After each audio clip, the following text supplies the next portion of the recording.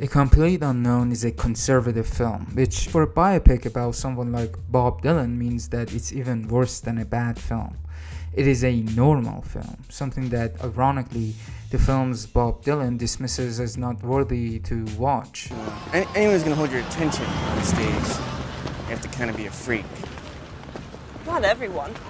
Anyone's good. And this is more evident when we consider that there is another biopic about the same subject, which, unlike the recent film, is a brilliant take on Bob Dylan. In fact, in my opinion, it's one of the best biopics of all time. That's why in this video I'll talk about two subjects. First, why do I say it's a conservative film? And second, why making this kind of film about Dylan at this specific time, aside from the obvious money and him getting a Nobel Prize answer. Alright, so the film is about 4-5 first years of Dylan's career, culminating in the infamous 1965 Newport Folk Festival. The narrative is just like what has been articulated by Henry Taylor about most biopics, which has a double plot structure with one storyline related to the hero's career running parallel to a romantic storyline. Dylan's relationship with Sus Rotolo is mostly the romantic storyline. Although the character's name has been changed to Sylvie, there is also the relationship with Joan Baez, which kind of creates a love triangle and is wrapped up before the big climax of the career storyline. The career storyline is mostly shown through Dylan's relationship with Woody Guthrie and Pete Seeger and the folk music crowd, and demonstrates his exceptional genius of his talent with some of his work in that time, and his rise to fame and the eventual breakdown with the same people and the style of music that made him a household name. The plot structure is a perfect example of the mainstream biopics of the 21st century, or as Dennis Bingham calls it, a new classical biopic. In his book, he describes this style of biopic as a revival of the studio system era of great men biopics, which celebrated the genius of individuals and mythologized their role in society. Basically, most biographical films in Hollywood till the 1960s have this conservative outlook of history, which reduces historical achievements into achievements of a few white male geniuses. From the 1960s to the 1980s, the production of biopics with the change of the culture and the system of filmmaking in Hollywood had been scarce, and the few biopics that had been made weren't as celebratory as before. One film that stands out in this period is the biopic based on the life of Woody Guthrie, one of Dylan's idols, which, as Bingham describes, was a worse-than-all biopic. By that, he means that the main subject was flawed, and the film tried to paint a more grounded picture of Guthrie and his environment instead of representing the great men biopics of the studio era. It wasn't until the 2000s that biopics in Hollywood had this comeback, especially music biopics. Dennis Bingham explains that these neoclassical biopics utilize the worse-than-all and even at times deconstructive modes of the biopic genre, and at the same time, like their counterparts in the studio era, most of them celebrated their subjects. They use the modern modes of the genre not to dismantle the classical depiction of the genre, but to appropriate themselves to modern audience expectations of the authentic subject. The authentic effect is one of the most important claims of the Hollywood Golden Age biopics. They often implemented based on a true story claims to make audiences believe that this is an authentic depiction of the past. But in reality, the narrative mainly used real-life people for a strategic retelling of history, mostly in favor of individual white males. And that's why this is a very conservative way of approaching to the concept of authenticity and history. The new classical biopic has the same approach to the concept of authenticity and history. They may not only use it for the celebration of white males or display a perfect subject, but the individuation of history is still the same, which, in my opinion, is the gist of the conservative ideology on history. And I think this is the place where a complete unknown constructs its history and authenticity of its subjects, at its core, Bob Dylan.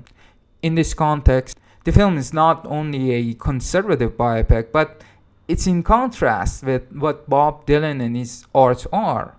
One of the most important aspects of Bob Dylan's personality and his songs is that they are against these classical assumptions of identity and authenticity. He's always resisting being pinned down or reduced to one thing. His songs are diverse in genre, from country to blues and rock and pop and folk, and the lyrics are from various points of views. His public persona also has always been changing, and at numerous times contradicting. And the film is actually aware of that. One of the themes of the movie is identity and authenticity. There are numerous times that Sylvie and Dylan discuss this one.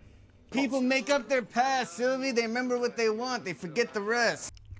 In fact, this issue can be even more articulated when we compare this film's approach to the same concept with the other biopic on Dylan, I'm Not There.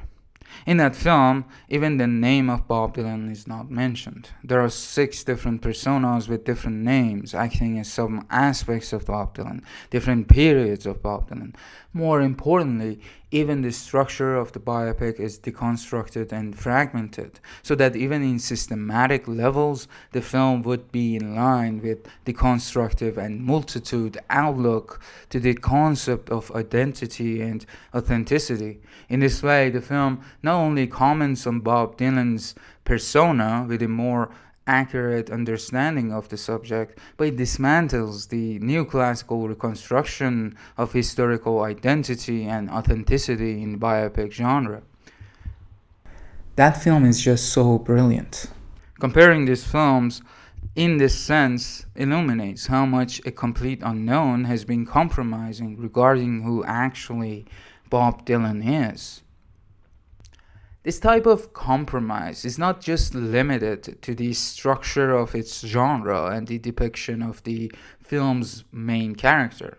There is a very interesting word Timothée Chalamet, who plays Dylan in this film, keeps repeating for the film's promotion. The worst thing we could have done with a Bob Dylan biopic is sanitize it, is make it sound clean, or, this was a man from iron ore country, Minneapolis, Minnesota, Hibbing, Duluth. You hear the coal country in his voice. To Timothy's credit, his voice is not being sanitized and depicts a solid representation of what Dylan's style of singing was all about in those years. However, sanitization is a great word to describe the film's depiction of the politics of the time, particularly because the film's plot happens in the most political period of Dylan's career. And other characters from Seeger and Guthrie to Baez and Sylvie, and more importantly, the folk music scene at the time were deeply political. Suze Rotolo's parents were members of the USA Communist Party. She was in a Congress of Racial Equality, which, to be fair, has been mentioned in the film. But the film neglects to describe her as a socialist. Seeger and Guthrie were leftists. Most of Guthrie's persona and songs were about the poor, the little man, and the oppressed. Although he was never a member of the USA Communist Party, he was obviously in the same configuration. Seeger, on the other hand, was a member of USA Communist Party till 1949, and he never backed down on the principles of socialism, and during McCarthyism, he stood firm. The film shows a court hearing for Seeger, who had been sentenced for singing a song, so there is a vague indication of what is happening in the McCarthy era, but it makes sure to not really mention what is going on in terms comments on patriotism of the song. So the film is not apolitical, but in a commercialized fashion of modern biopics, about that period of American political upheaval only shows less scandalized incidents of the time: Cuban Missile Crisis and the threat of the nuclear war, Kennedy assassination, civil rights movement, and racial tensions, in a typical biopic trope, showing all these things on TV. This manner of selective retelling of history is what William Epstein calls a strategic remembering and forgetting of the past in traditional biopic genre, which he describes as a form of a narrative of national identity in the present. A complete unknown, therefore, like other neoclassical biopics, works as a vehicle for telling a coherent narrative of the American identity in the present. So, with that argument, my second subject at the entry of the video could be transformed into: what does the film tell us about American identity in the present? In my opinion, 5 major recent discourses have been projected to the film's selective history to narrate contemporary American identity. 1. Anti-war discourse. With Trump's ascension and the war between Russia and Ukraine, and the fact that the production of the film commenced in 2018, one can see how much the recent events, especially the war thing, have had a major influence on the film's anti-war sentiment. The Cuban Missile Crisis and the eventual representation of the song Masters of the War is the main testimony to that. 2. Post-Me Too movement discourse. The characters of Sylvie and Baez are represented as women with strong personalities. Sylvie is shown to be a major influence on Dylan's career as a songwriter and as an independent activist who is not defined only by her relationship with Dylan. Also, Baez, who's as ambitious as Dylan, doesn't buy into his story about his past and is not intimidated by his genius. 3. Racial injustice discourse. Again, I think the recent Black Lives Matter movement probably influenced the retelling of the past and especially the representation of the song Blowing in the Wind.